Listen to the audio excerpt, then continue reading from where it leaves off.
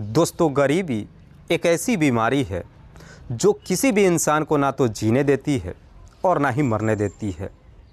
और कभी कभी इंसान भी इसी गरीबी की वजह से इस प्रकार से तंग हो जाता है कि वो जल्दबाजी में गलत फैसला कर लेता है और उसकी मात्र एक छोटी सी गलती की वजह से न जाने कितने लोगों की ज़िंदगियां तबाह हो जाती है। दरअसल आज की भी कहानी में सिम कुछ ऐसी होता है जिसकी वजह से एक महिला जो हमेशा के लिए इस दुनिया को छोड़ के चली जाती है। नमस्कार, आदाब, मैं हसमुद्दीन और आप देख रहे हैं सफ़र क्राइम तक। दोस्तों, आज की जो सच्ची घटना मैं आपको सुनाने वाला हूं, दरअसल ये घटना है उत्तर प्रदेश की। उत्तर प्रदेश का एक ज़िला पड़ता है कानपुर और इसी कानपुर का एक थाना पड़ता है नौबस्ता। बात कर रहा हूं मैं 5 जुलाई की सुबह सुबह। दरअसल इसी नौबस्ता के अंतर्गत हाईवे पर जब कुछ लोग मॉर्निंग वॉक के लिए निकलते हैं तो देखते हैं कि सड़क किनारे झाड़ियों में एक महिला की डेड बॉडी पड़ी है। लोग जब उस डेड बॉडी को देखते हैं, इस बात की जानकारी पुलिस को दे देते हैं और इधर पुलिस को जैसे ही सूचना मिलती है, पुलिस फ़ौरन अपने टीम के साथ जब घटनास्थल पर पहुंचती है, सबसे पहले उस डेड बॉडी को चेक करती है तो मालूम चलता है कि मरने वाली महिला की उम्र लगभग 35 साल के आसपास है, जिसके चेहरे पे किसी तेज़धार हथियार से कई बार वार किया गया था। दरअसल उसके चेहरे को इतनी बुरी तरीके से बिगाड़ दिया गया था, उसका पहचान करना भी काफ़ी मुश्किल हो चुका था। हालांकि पुलिस घटनास्थल की बड़ी बारीकी तरीके से मुआयना करती है, लेकिन पुलिस को वहाँ पे कोई सबूत नहीं मिलता है। पुलिस जब उस डेड बॉडी के बारे में वहाँ पे मौजूद लोगों से जब पूछताछ करती है तो कोई भी व्यक्ति उस डेड बॉडी का शिनाख्त भी नहीं कर पाता है।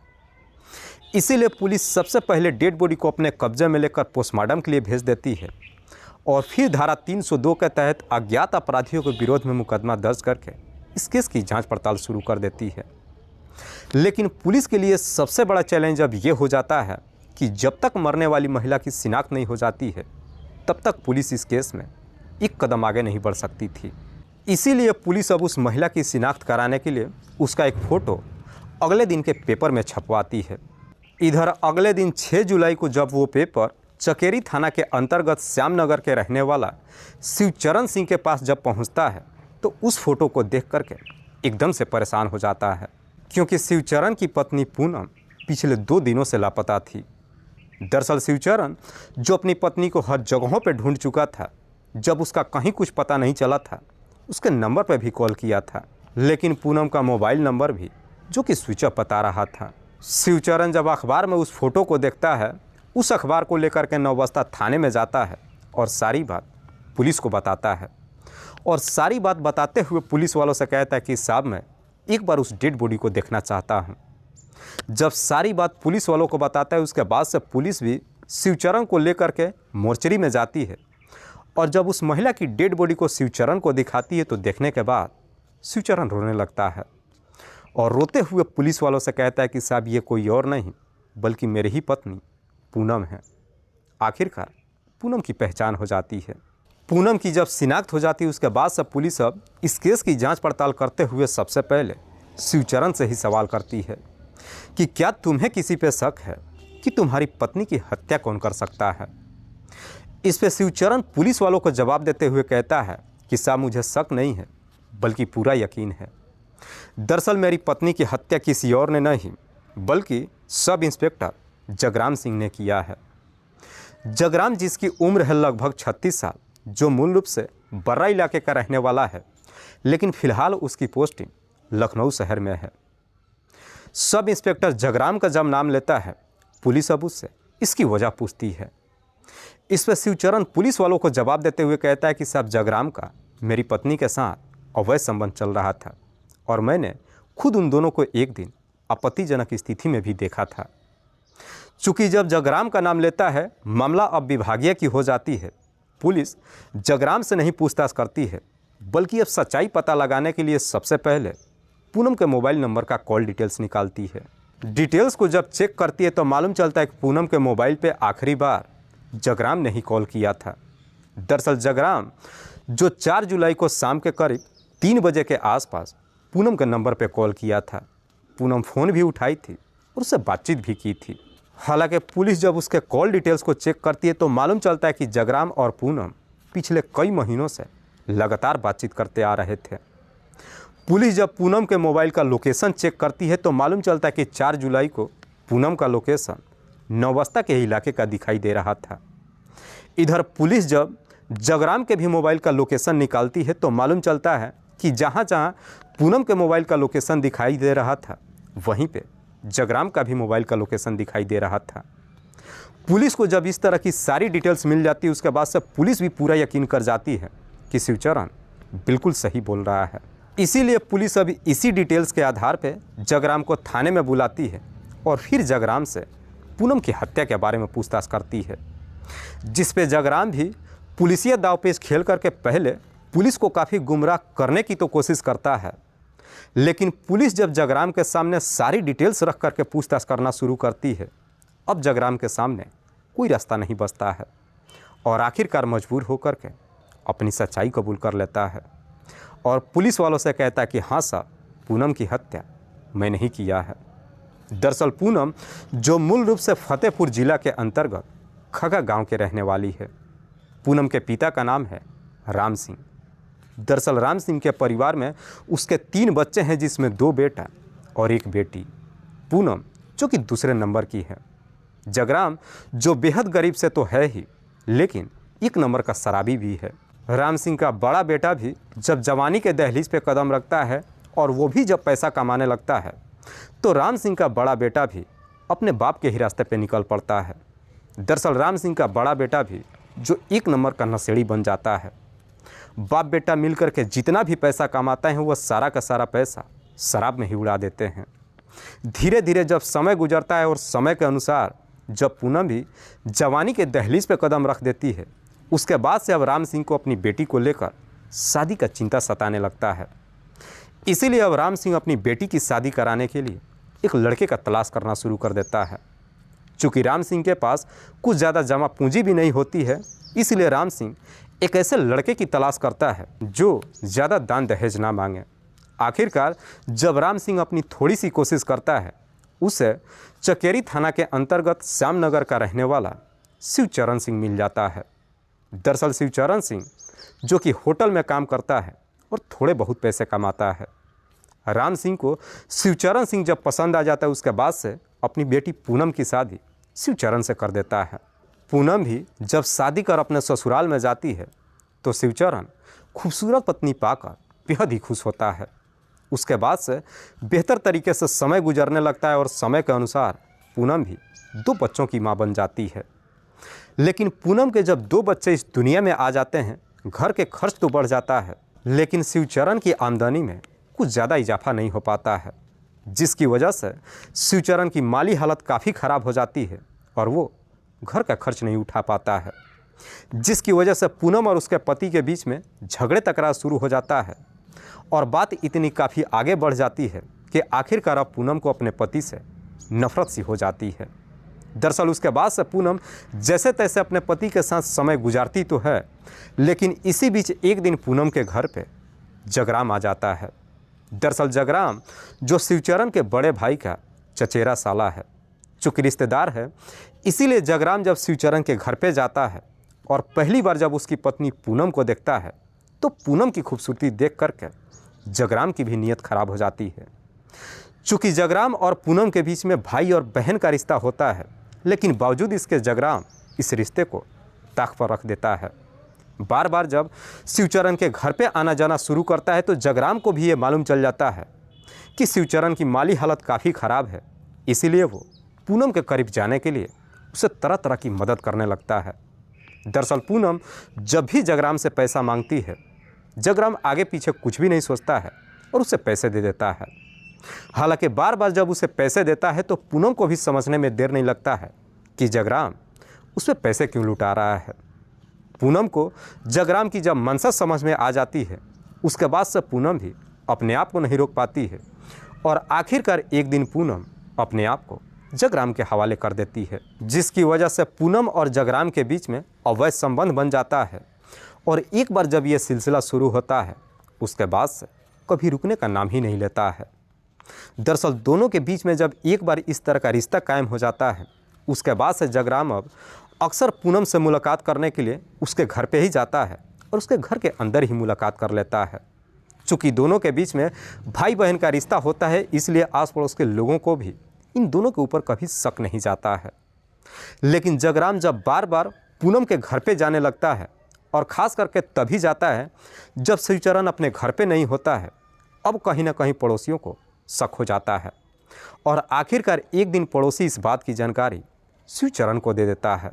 पड़ोसी जब इस तरह की बातें शिवचरण से कहता है, शाम के वक्त शिवचरण जब अपने घर पे पहुंचता है, इस बारे में अपनी पत्नी पूनम से पूछताछ करता है। लेकिन जगराम को लेकर के जब अपनी पत्नी से पूछताछ करता है तो पूनम भी अपने पति के ऊपर ही भड़क जाती है। दरअसल पूनम अपने पति को फटकार लगाते हुए कहती है कि तुम्हें शर्म नहीं आ रही है कि तुम इस तरह की बातें कर रहे हो? क्या तुम्हें नहीं मालूम है कि जगराम और मेरे बीच भाई बहन का रिश्ता है? हालांकि पूनम तिरिया चरित्र का खेल खेल करके अपने पति को काफ़ी समझाने की कोशिश तो करती है, लेकिन शिवचरण को अपनी पत्नी के ऊपर भरोसा नहीं होता है। इसीलिए शिवचरण अब अपनी पत्नी के ऊपर नज़र रखना शुरू कर देता है। दरअसल एक दिन शिवचरण हर रोज़ की तरह जब अपने काम पर जाता है, जानबूझ करके दोपहर के वक्त ही अपने घर पे वापस आ जाता है। और शिवचरण दोपहर के वक्त जब अपने घर पे पहुंचता है तो देखता है कि कमरे का दरवाज़ा अंदर से बंद है। शिवचरण जब दरवाज़ा को खुलवाता है और दरवाज़ा जब खुलता है तो देखता है कि कमरे के अंदर पूनम के साथ साथ जगराम भी है। दरअसल शिवचरण जब दोनों की स्थिति को देखता है तो शिवचरण को भी समझने में देर नहीं लगता है कि कमरे के अंदर ये दोनों क्या कर रहे होंगे। जब इधर जगराम भी अपने सामने शिवचरण को देखता है, उससे बिना कुछ बात किए बगैर ही वहाँ से तो चला जाता है, लेकिन शिवचरण अपनी पत्नी की बुरी तरीके से पिटाई कर देता है। उसके बाद से अपनी पत्नी के ऊपर नज़र रखना शुरू कर देता है। दरअसल शिवचरण अपनी पत्नी की पिटाई तो कर देता है, लेकिन बावजूद इसके पूनम की आदतों में कोई बदलाव नहीं होता है। दरअसल कैसे भी करके पूनम जगराम से मुलाकात कर ही लेती है। दरअसल शिवचरण जब अपनी तमाम कोशिश कर लेता है और जब उसकी पत्नी सही रास्ते पे नहीं आती है, एक दिन शिवचरण जगराम के घर पे चला जाता है और सारी बात उसकी पत्नी लक्ष्मी को बता देता है। इधर लक्ष्मी को जब अपने पति को लेकर सारी सच्चाई मालूम चलता है, उसके बाद से लक्ष्मी भी अब अपने पति के ऊपर टूट पड़ती है और उसे धमकी देते हुए कहती है कि अगर तुमने पूनम को नहीं छोड़ा तो मैं बच्चों के साथ खुद को ही ख़त्म कर लूँगी। लक्ष्मी जब इस तरह की धमकी देती है तो जगराम भी अपनी पत्नी की धमकियों से डर जाता है और फिर पूनम को छोड़ने के लिए तैयार हो जाता है।